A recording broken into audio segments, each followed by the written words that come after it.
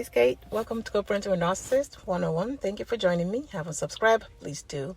Guys, so today's topic is 6 things that happens that the covert narcissist assumed that you are still interested in them. 6 things that happen that the covert narcissist assumed that you are still invested in them, that you want them back. In the delusional mind, this is how they process these things that happen.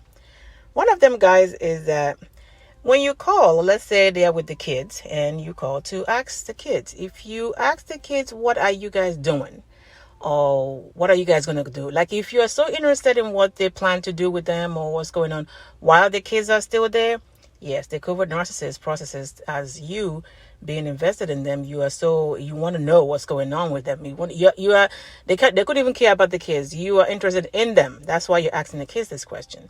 So instead of doing that, let the kids come back or visit you or return to you, and then you can ask questions like, what did you guys do? And, usually kids start spilling what happened. If you want to know what they did, you just ask them, kids, you guys have fun.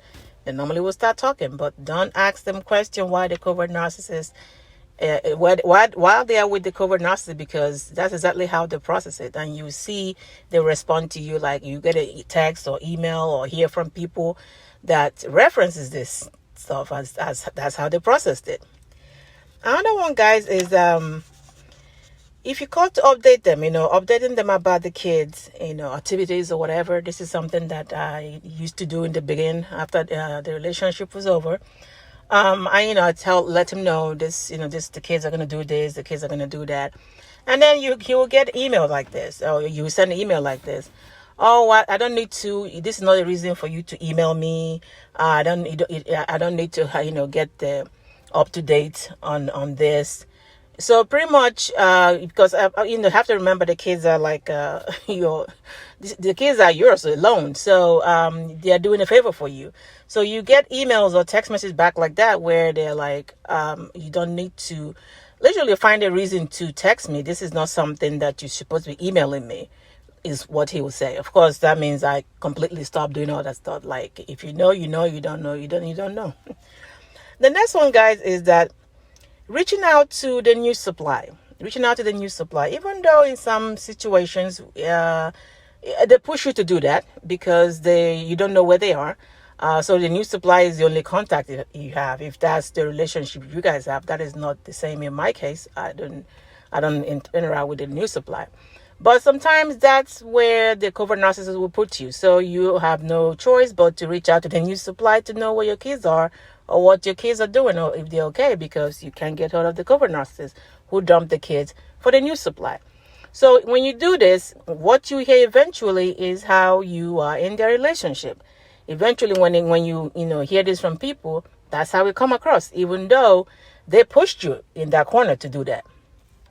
Another one, guys, is of course discussing them with friends, in quotes, whatever friends or people that know them or know you, and they come up in the discussion or they ask you outright, what is going on.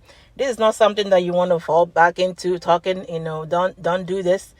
They bring that up. I don't know what's going on with him. I don't know what's going on with her. That's we're not together anymore. So that's that's it. Because some of these people asking you these questions, of course, some people are just looking for drama, something to talk about. Other people are trying to find a reason to return back to the covert narcissist, tell them something, and then they come back. And you don't want to be in that circle, especially if they have already. If you don't know where they are with you and them, or if they're still in contact with them. Yeah, there's no need discussing the covert narcissist with them. So if they come up in a discussion or they ask you outright, no, you walk around that. The next one, guys, is that they run into you, in quote. They run into you, even though they are the ones following you about. And what I mean by this is that they keep going where you normally frequent. They'll keep, after the divorce or the separation, you see them going exactly the same places that you go, because they want you to run into them, and of course when you hear about this, is now you are the one running into them. You are the one following them about, not the other way around. So they intentionally go to places that you frequent all the time so that they can, or you can, stop them, run into them. But that was their plan the whole time. when you hear the story, it's like, oh, he's following me about, she's following me about, I went over there, she's always there, she's always there following me about, but this is them, following you about. The other one, guys, is that going to discuss or ask them or reaching out to their family. This is another thing, especially usually when there's one covert narcissist in the family, there's another one in there waiting. So if you are still in communication with these the family members, or like, again, you don't have any choice, maybe they pick up the kids and dump them over at grandma's house, and then you have no option but to reach out to the grandma, their mom. So this is another thing that the covert narcissist would process a whole different way. I remember when we were in the middle of the divorce, or just trying to separate things, so we're actually still living in the same house together. His aunt, I believe, will call me and try to, I don't know what she thought she was going to do, like maybe resolve the situation or have me stop the process. I don't know. So when she calls me, and of course I'm firm with my decision, this is what I'm going to do, then the next thing you hear, the covert narcissist will send me email, stop reaching out to my aunt.